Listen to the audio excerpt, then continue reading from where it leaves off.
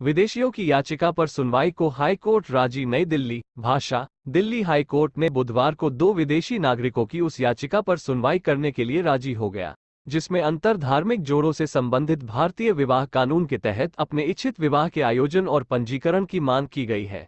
न्यायमूर्ति यशवंत वर्मा की एकल पीठ ने याचिकाकर्ताओं के साथ साथ दिल्ली सरकार को अपनी दलीलों का सारांश और उसे पंजीकृत करने का इरादा रखते हैं, लेकिन इसके लिए वे ऑनलाइन आवेदन करने में असमर्थ हैं क्योंकि वेबसाइट पर कम से कम एक पक्ष का भारतीय होना अनिवार्य है। याचिकाकर्ताओं के वकील ने दलील दी कि उनका एक मुवक्किल भारतीय विदेशी नागरिकता (ओसीआई) रखता है। अधिकार याचिकाकर्ताओं के जीवन के अधिकार का हिस्सा है। न्यायाधीश ने कहा कि पक्षकारों को अपनी अपनी दलीलें पूरी करने का वक्त देने के लिए 15 दिसंबर को याचिका सूचीबद्ध करें।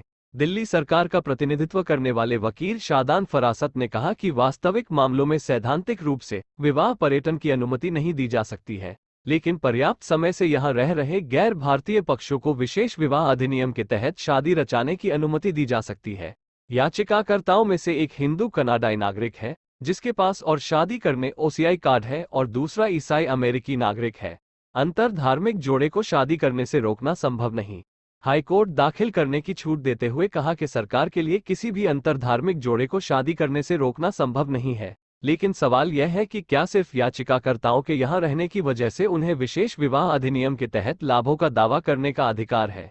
याचिकाकर्ता के वकील ने अदालत को बताया कि उनके मुवक्किल 2 अलग अलग धर्मों से ताल्लुक रखते हैं और 6 महीने से अधिक समय से दिल्ली में रह रहे हैं। उन्होंने कहा कि वे विशेष विवाह अधिनियम के तहत अपनी शादी रचाने